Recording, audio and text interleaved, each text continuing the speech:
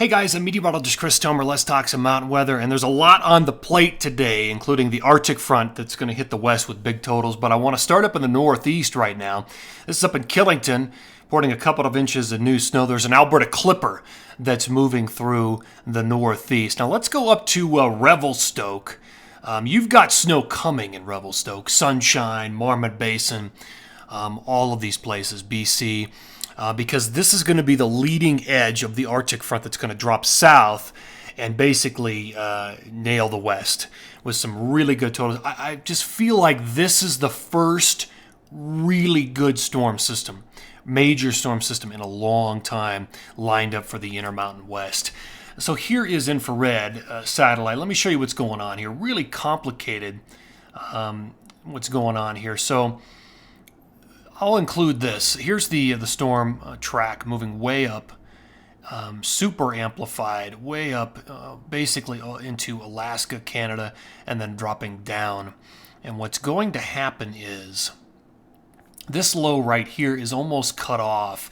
There's some energy on the southern branch coming through here that's kind of crossing down into the southern U.S. So it's kind of caught in between, but what's going to happen is it's going to push and amplify the jet stream way up into Alaska in the coming days. And all of this energy that you see here is going to then ride up over the top, drop down, and you can even see the leading edge of the Arctic air right here. It's all going to connect. And then the jet will buckle, and that's what's going to basically drop down into the west. And it's not just one initial Arctic front.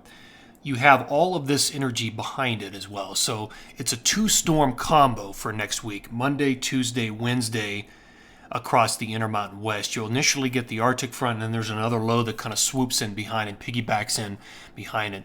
Let me show you what the GFS thinks about this, its interpretation of the events. So let me take you into Sunday morning.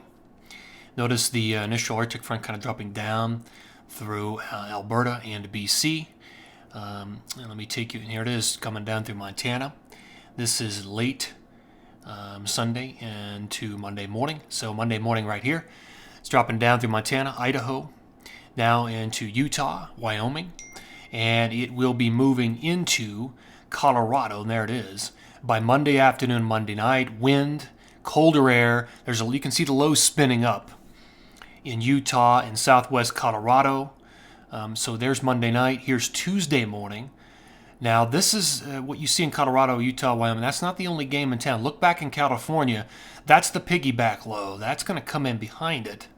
So watch this. So there's Tuesday night.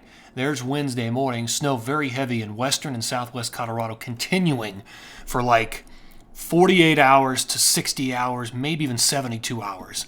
In some of these areas, it'll be on and off, but the storm track will keep the snow coming for about 3 days in western and southwest Colorado. So there's Wednesday morning, there's Wednesday afternoon, Wednesday night, and you can see then even by Thursday morning, the GFS kind of holds on to some snow in southern Colorado, northern New Mexico, and then that's really the end of it. There may be a minor little area of snow behind that coming in on Saturday, and you can see it Friday night, Saturday, dropping down through Wyoming, Utah, and Colorado. But that's really the big deal. That's really the big storm. Let me show you what I'm thinking here as far as totals go. All of today through the 24th. So this captures 95 to 99% of what's going to happen with this Arctic front and then the storm behind it. So you can see it really only brushes California, minor amounts of snow, Shasta, Heavenly, and Mammoth. I'm sticking with my about a foot of snow in the Wasatch, more in Bryan Head because of the southern storm track, and especially with that second low that'll piggyback in on the south. About 14 up in Jackson Hole and across the Tetons. Sticking with that. Now in Colorado, 1 to 2 feet over most of the state, but more in western and southwest Colorado. 3 feet possible in some places there. So we'll call it 2 to 3 feet. In western, southwest, and southern Colorado.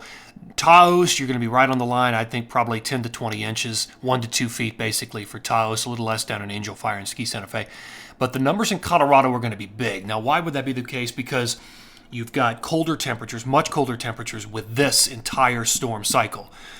so better ratios, and the wind is going to be stronger. You're going to have more graphics. Things are just looking much better. This is, again, like I said, the first really major storm system in probably 40 some odd days in Colorado. When I say that, I mean, I'm talking feet of snow. That's a major storm to me when you're talking a foot or more. So here's phase 2, 225 through 228. Just some leftover, very light residual snows. Again, there's that tiny little front that comes in Friday night, Saturday across the Intermountain West. And here's my snow plume. I did a plume for Crested Butte, looking at about 2 feet coming with this on the 21st, well, basically the night of the 20th into the 21st, 22nd, 23rd, and there may be a little bit more on the 25th, 26th, like an inch. But you can see about 2 feet coming. All right, so that's Crested Butte. It'd be closer to 3 feet for Wolf Creek. Probably 2 to 3 feet over Silverton. Let's look at the Northeast. So here's the Northeast, and this runs all of today through the 28th, looking at about 1 to 2 feet, basically from Vermont, New Hampshire, into Maine. That captures basically today's clipper, and then the storm systems that will come out of the west will then move up into the Northeast. So you're looking at some snow down the road once all of that moves into the Northeast.